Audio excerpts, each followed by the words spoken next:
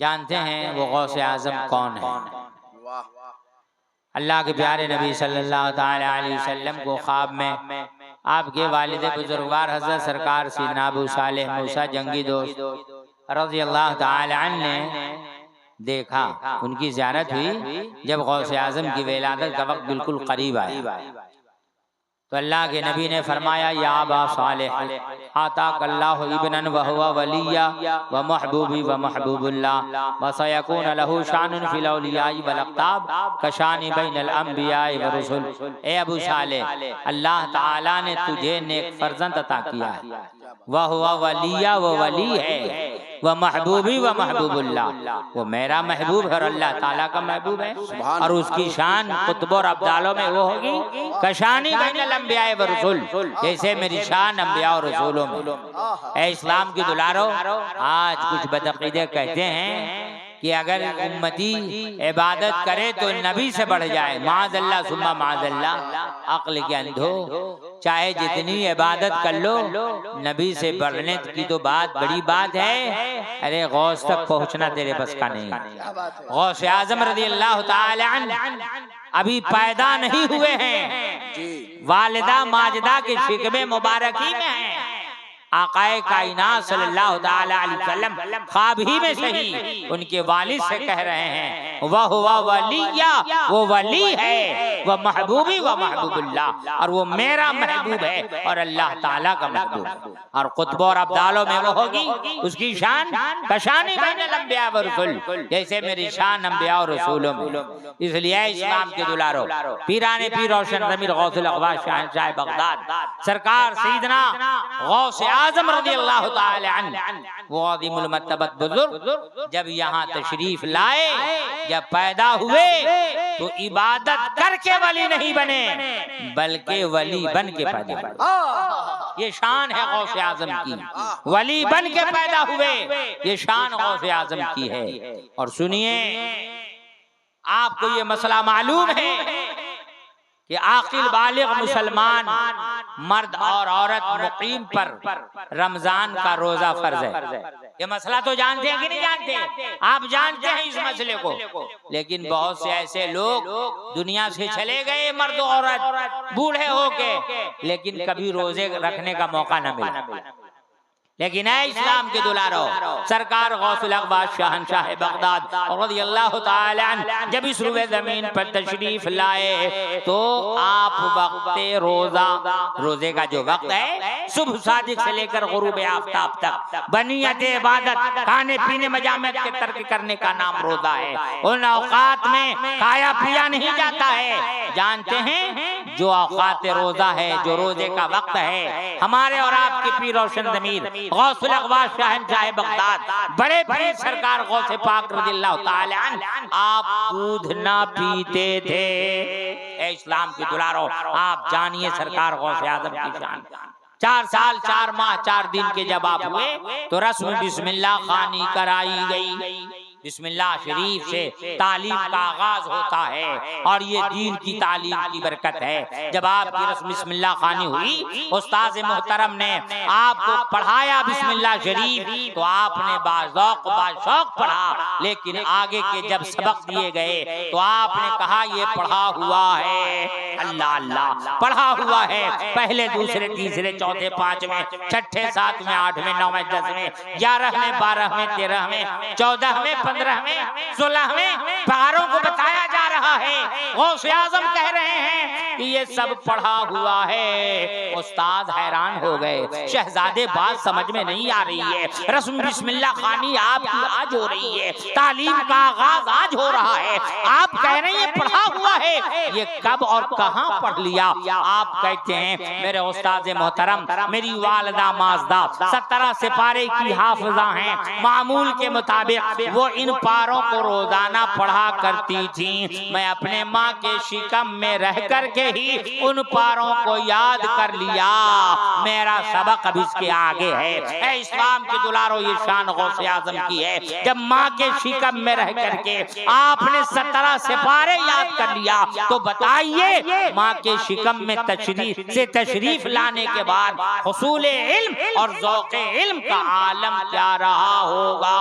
اللہ تعالیٰ غوث اعظم کے صدقے اس جلسے میں جتنے حضرات حاضر ہیں سب کی حاضری کو قبول فرمائے، اور اس آبادی کے ہر بھائیوں کے گھروں میں غوث اعظم کے صدقے خوب خوب اللہ برکتیں عطا فرمائے۔ اے اسلام کے دلارو، کلمہ شہادت کے پڑھنے والوں، غوث اعظم رضی اللہ تعالیٰ عنہ ایسے بزرگ ہیں جو اپنے مزار شریف کے اندر زندہ ہیں اور زندوں کی طرح تصرف فرماتے ہیں۔ کیا بات ہے! سرکار سیدنا مجدد الفسانی فرماتے ہیں کہ غوث اعظم رضی اللہ تعالیٰ عنہ ان بزرگوں میں سے ہیں جو اپنے مزار پروانوار کے انوار کے اندر یعنی مزار شریف کے اندر زندہ ہیں اور زندوں کی طرح تصرف فرماتے ہیں۔ یہی تک نہیں بلکہ حضرت مظہر جانا اپنے ملفوظ میں یہ بات محفوظ کر رہے ہیں کہ سلسلے قادریہ کا کوئی شخص ایسا نہیں ہے جس کی طرف غوث اعظم کی توجہ نہ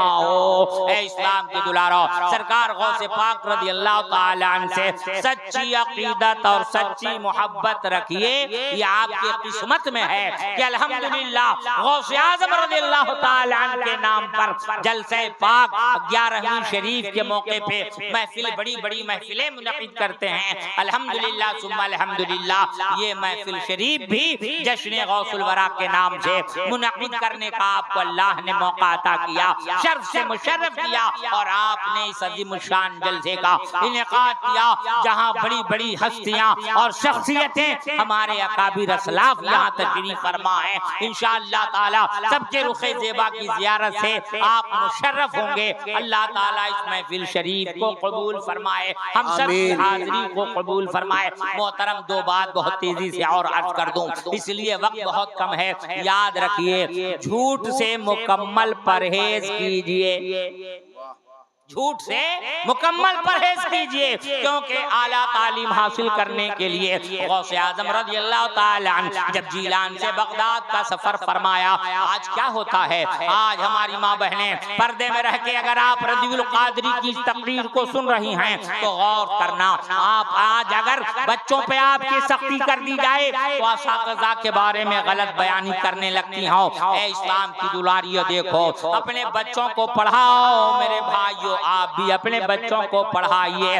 دیکھیے غوث اعظم رضی اللہ تعالیٰ عنہ ہیں، اپنی امی جان سے عرض کرتے ہیں، امی جان حصول علم کے لیے میں بغداد جانا چاہتا ہوں۔ آپ کی اماں کہتی ہیں، بیٹا ضعیفی کی تکلیف سہ لینا گوارا ہے، لیکن تجھے بے علم رکھنا گوارا نہیں ہے۔ اللہ اللہ، غوث اعظم رضی اللہ تعالیٰ عنہ کو اجازت ملتی ہے، آپ کے آستین میں 40 دینار یا 40 اشرفیاں آپ نے آپ کی والدہ ماجدہ نے سل دی۔ آپ وہاں سے گھر سے جب نکلے تو رہزنوں نے اس قافلے کو لوٹ لیا جس میں آپ شامل تھے۔ سارے رہزن لوٹ کے جب مال لوٹے، مال کو بیٹھے بانٹنے کے لیے، تو سردار رہزن نے کہا کہ تمہارے پاس اور بھی کوئی شخص ایسا ہے جس کی تلاشی نہیں لی ہے؟ کہا ایک نوجوان ہے۔ جب پوچھا گیا تو 40 دینار کا ذکر کیا ہے، اس کی تلاشی نہیں لی گئی ہے۔ سردار رہزن خود آتا ہے، آپ سے جیسے ہی پوچھتا آپ نے بتایا یہاں میرے پاس 40 دینار ہے۔ کہا کہاں ہے، پیش کرو، تو آپ نے پیش کر دیا۔ جیسے ہی پیش کیا تو سردار رہزن کہتا ہے،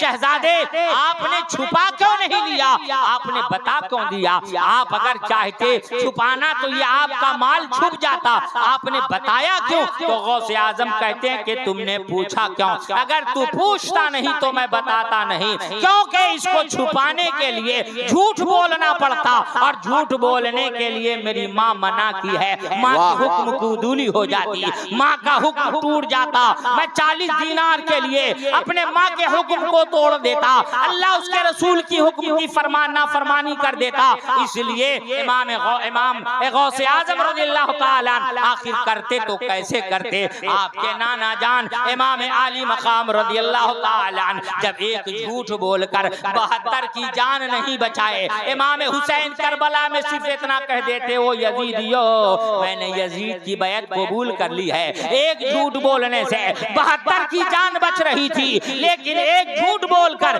امام حسین نے 72 کو نہیں بچایا, 72 کو دے کے دین خدا کو بچایا ہے, مصطفیٰ کو بچایا ہے, اسلام کے دلارا عظمت کو بچایا ہے.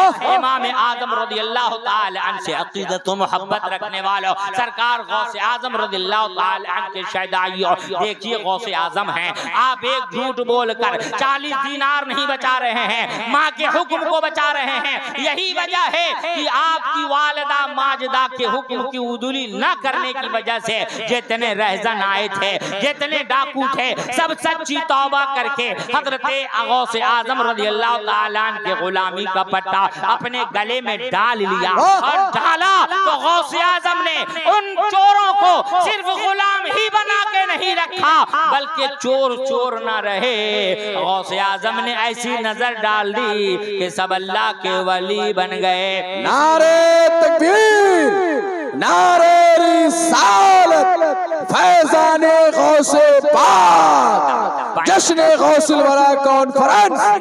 واہ واہ واہ. اے اسلام کی دلاروں, سب کے سب اللہ کے ولی ہو گئے. یہی وجہ ہے کہ کہتے والے کہتے ہیں کہ ہم کیوں جائیں غوث و خواجہ کے مزار پر, بغداد جانے سے کیا ملتا ہے. ان بدعقیدوں کو کہیے کیا بتائیں ہمیں بغداد میں کیا ملتا ہے, غوث کے گھر سے محمد کا پتہ ملتا ہے تعالیٰ علیہ السلام. اے اسلام کی دلاروں, خیر سرکار غوث اعظم رضی اللہ تعالیٰ عنہ حصول علم کے لیے, اعلیٰ تعلیم حاصل کرنے کے لیے جیلان سے بغداد آ گئے. محترم بزرگوں دوستو, تقریر اگر اس سلسلے کی کرتا رہ جاؤں تو رضوی القادری پر یہ سرکار غوث اعظم کا اتنا خاص کرم ہے رات ختم ہو جائے اور ذکر غوث اعظم جو مجھے یاد ہے وہ ختم نہ ہونے پائے. الحمدللہ یہ غوث اعظم کا صدقہ اور فیضان ہے. بس آخری بات میں عرض کر دوں, سبب جلسہ, سبب انعقاد جلسہ پہ مفتی نسیم القادری صاحب قاضی شہر ضلع سمستی پور, حضرت مولانا مفتی بلال صاحب رفاقتی مدد اللہ العالی والنورانی, مولانا افضل حسین صاحب ضیائی, اور ماشاءاللہ اور یہ حافظ مذکر الاسلام صاحب اسماعیلی الحمدللہ, اور یہ مولانا صاحب. تو دیکھیے بس وقت بہت کم ہے, اسی لیے بس میں اپنی تقریر ختم کر رہا ہوں. سالمین شفیع صاحب, ضیاء سنپوری صاحب, سب لوگوں کو آپ نے سن لیا ہے ماشاءاللہ. ہمارے ساتھ قاری ممتاز صاحب ہیں, بہت دلی سے اتفاق سے آئے ہوئے, ٹائم ہی نہیں کہ ان کو پڑھایا جائے, تو اس لیے کہ الحمدللہ وہاں بہت مسلک و ملت کا کام کرتے ہیں. فقیر رضوی القادری بس انعقاد سبب جلسہ پہ کچھ باتیں عرض کر رہا ہے. 5-10 منٹ بابو جو ہے ضروری ہے, حق ہے شورا کو ان کو پیش کرنا. دیکھیے انعقاد بد میں جلسہ, سبب انعقاد بد میں جلسہ, تو سبب یہ ہے جی کہ ایک مسجد شریف کا اضافہ ہو رہا ہے اشرف نگر گوپال پور میں. 11 مرتبہ غوث اعظم کے نام سے 11 مرتبہ سب لوگ کہیے سبحان اللہ, سبحان اللہ, سبحان اللہ, سبحان اللہ, سبحان اللہ, سبحان اللہ, سبحان اللہ, سبحان اللہ, سبحان اللہ, سبحان اللہ, سبحان اللہ, سبحان اللہ, سبحان اللہ. ارے تاریخ میں شروع ہو گئی, سبحان اللہ تو ہے ہی ہے, آج سے پہلی تاریخ ہے. تو 11 مرتبہ اسی لیے میں نے سب لوگوں سے دیا ہے, پڑھایا ہے. سب خوشی سے پڑھیں گے, منہ میں کچھ رکھ کے پڑھا بھائی, ارے پڑھا کہ نہیں پڑھا آپ لوگوں نے؟ 11 مرتبہ سبحان اللہ, الحمدللہ. محترم دیکھیے, اگر ہم میں سے کسی کا ایک گھر اور بڑھ جائے, 2 گھر ہو, ایک گھر ہو, ایک اور بڑھ جائے, بتائیے نہ جانے کہاں کہاں پرچار پرسار کریں گے. لے لیا ہے بیٹا, پیسہ